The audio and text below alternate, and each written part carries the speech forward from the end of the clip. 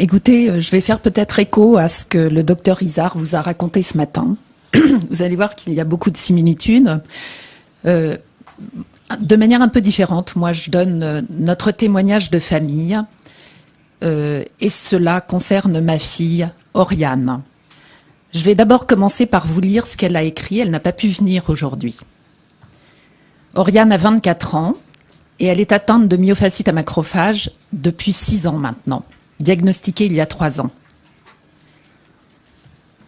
Il s'agit de ses propos.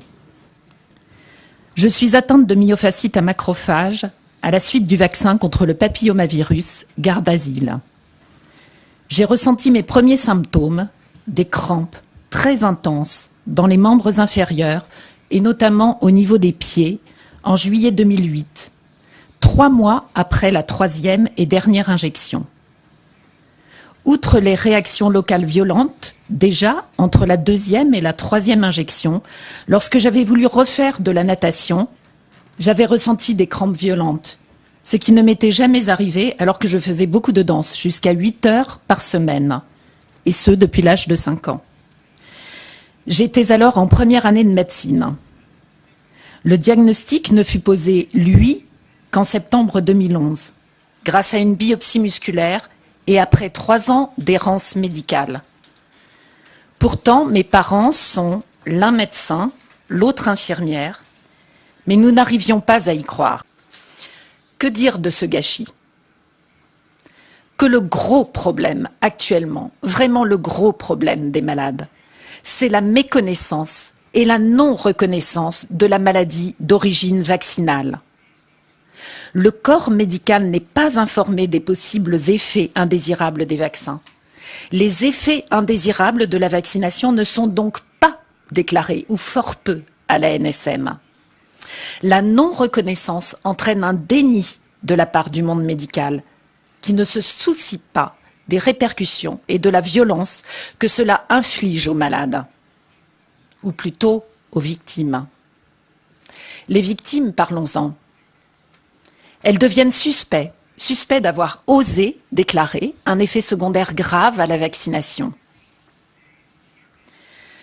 Sans reconnaissance, les malades n'existent pas. On l'a vu, ils sont psychiatrisés, ils sont mal diagnostiqués, ils sont mal suivis quand ils ne sont pas abandonnés. La prise en charge administrative de ces malades est impossible. Comment faire reconnaître une invalidité? Comment monter un dossier à la maison départementale du handicap? Mais aussi, pas de recherche engagée, pas d'écoute des signaux d'alerte, pas de principe de précaution mis en place. On l'a vu avec les vaccins sans aluminium. Alors, ce que je ressens en tant que soignante, c'est de la maltraitance, une énorme maltraitance. Ces malades sont maltraités par violence psychique et morale, par violence médicale, avec défaut de soins, abandon de soins, négligence passive. Est-ce ainsi que le doute doit bénéficier aux patients? Pour notre fille, c'était le vaccin de trop, celui qui l'a fait basculer dans la maladie.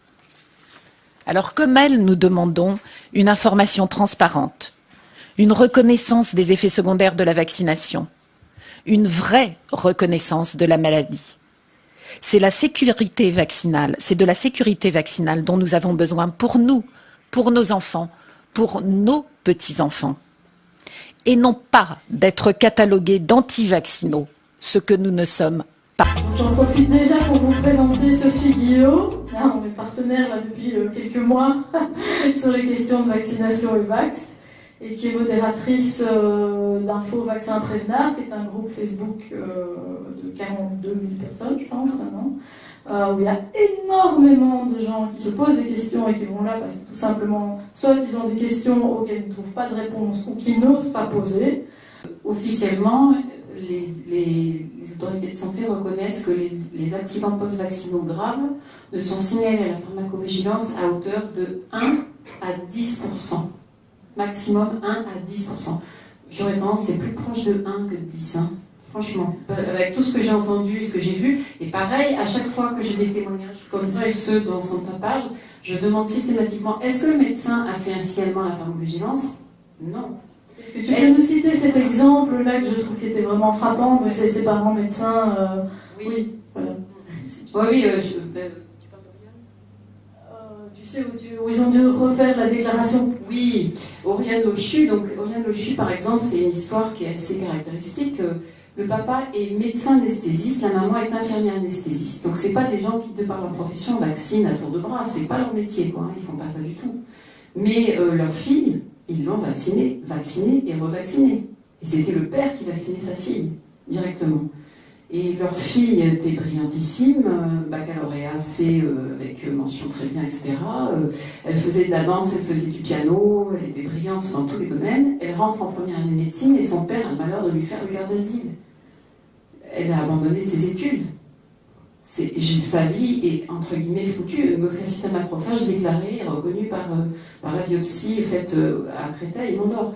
Quand ces gens-là, qui sont du monde médical, ont dit à leurs confrères « Ma fille subit un dommage vaccinal », il y a énormément de gens qui leur ont tourné le dos.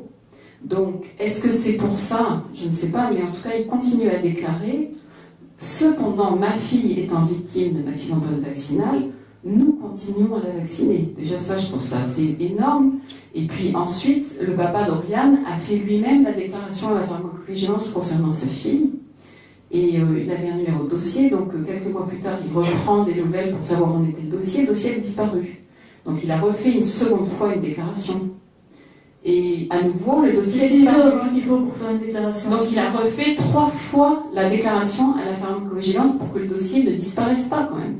Donc imaginez le nombre de dossiers qui partent à la poubelle. Enfin, il y a vraiment un problème. Il y a vraiment un problème. La pharmacovigilance est inexistante. Virginie Bell a écrit un bouquin il y a quelques années. C'est une journaliste, elle a écrit un bouquin qui s'appelle « Faut-il faire vacciner son enfant ?» Et il y a un chapitre où elle explique qu'elle a contacté l'Agence nationale de sécurité du médicament, l'ex-AFSAPS, pour leur demander quels étaient leurs chiffres sur les accidents post-vaccinaux en France. La réponse de l'AFSAPS, ça a été « Il n'y a pas d'accident, nous n'avons pas de chiffres ». On sait très bien qu'il y a des accidents, bien sûr qu'il y en a.